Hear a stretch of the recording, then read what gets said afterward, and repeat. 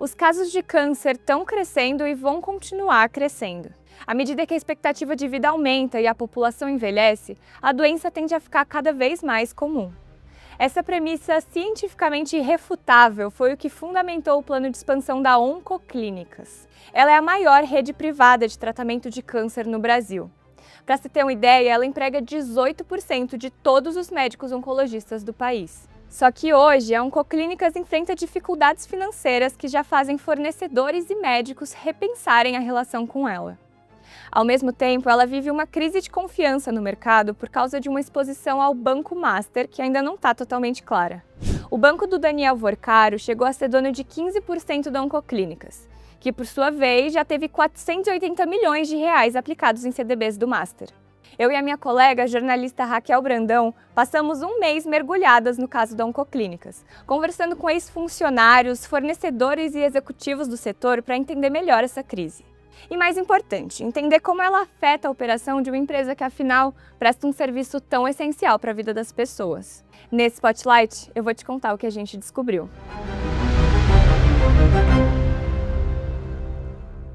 A Oncoclínicas foi fundada em 2010 pelo Bruno Ferrari, um médico oncologista de Minas Gerais. Na época, o Ferrari quis trazer para o Brasil uma coisa que já era comum nos Estados Unidos: tratar o câncer fora dos hospitais, em clínicas especializadas. Quem conhece o Ferrari descreve ele como um médico brilhante, um estudioso mesmo.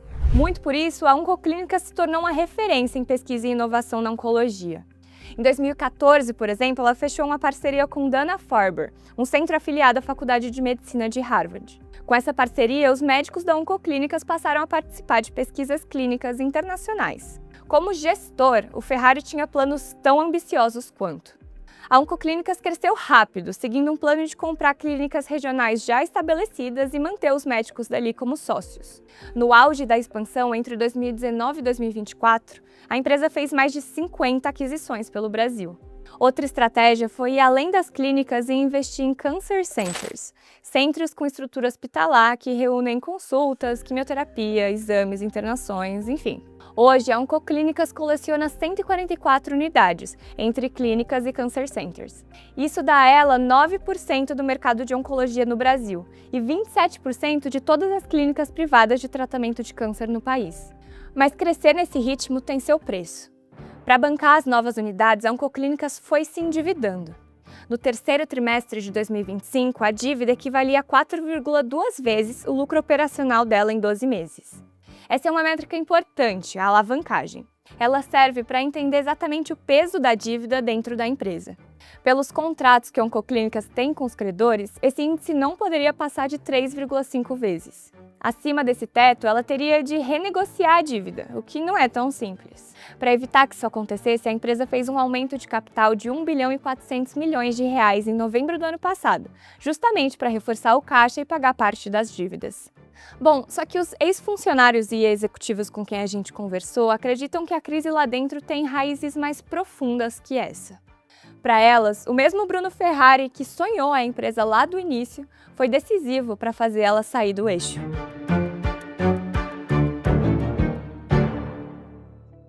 Até muito recentemente, o Bruno Ferrari era CEO e vice-presidente do conselho da Oncoclínicas. Mas, no início de março, a empresa elegeu o médico Carlos Gil para assumir como CEO.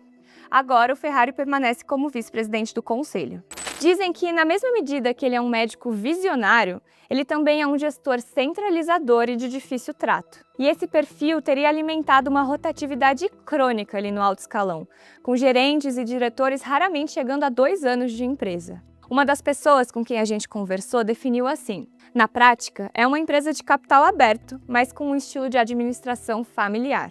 Eu não vou identificar essa ou nenhuma outra pessoa que a gente mencionar aqui, porque todas falaram com a gente em condição de anonimato. Bom, disseram que um traço dessa gestão familiar é que o Ferrari conduzia suas decisões e formava aliados muito na base da confiança pessoal, inclusive por relações regionais.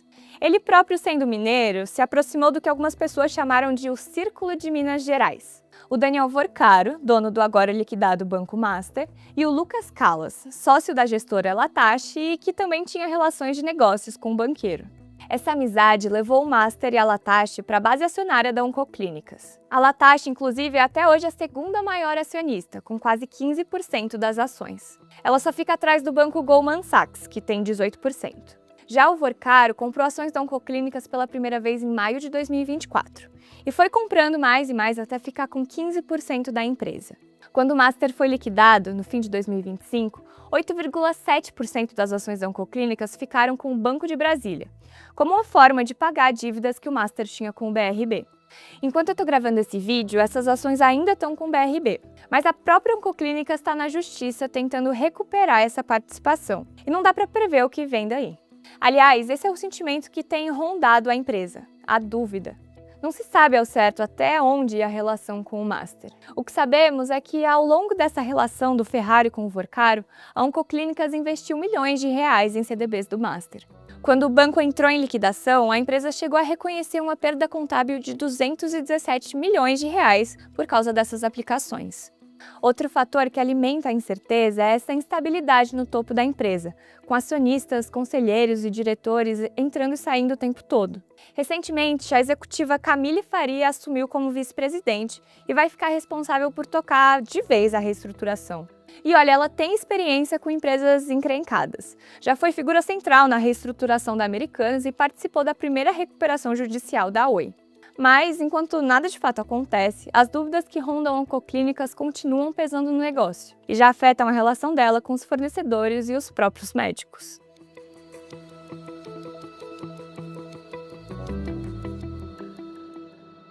Quando um paciente procura o tratamento para um câncer, o mais importante para ele é gostar e confiar no médico.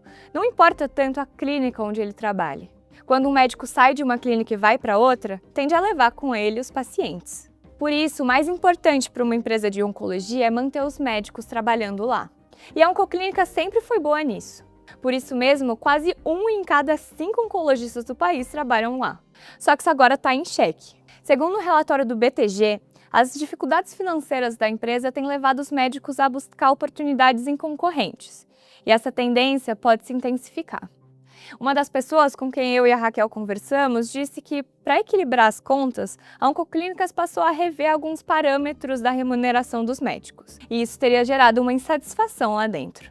Outro ponto sensível é o dos fornecedores, que agora têm negociado condições de pagamento mais duras. Um executivo de uma empresa de equipamentos médicos disse que, apesar de existir essa demanda, a empresa dele preferiu não fechar mais parcerias com a Oncoclínicas por não saber da capacidade dela de honrar os pagamentos. Também disseram pra gente que empresas com políticas de compliance mais rígidas estão evitando fechar negócios com Oncoclínicas enquanto a situação não fica mais clara, especialmente por causa da questão do Master. Pois é, a situação da Oncoclínicas não é fácil. E algo peculiar nesse caso é que, como rede de oncologia mesmo, ela continua sendo reconhecida por bons serviços e por uma tese de negócios muito forte. De fato, os casos de câncer tendem a aumentar no mundo todo. A Organização Mundial da Saúde estima que em 2050 o mundo vai ter 35 milhões de diagnósticos de câncer, uma alta de 77% em relação a 2022. A gente precisa, então, de cada vez mais e melhores espaços de tratamento da doença. O desafio da Oncoclínicas agora é provar que ela ainda é a empresa certa para fazer isso.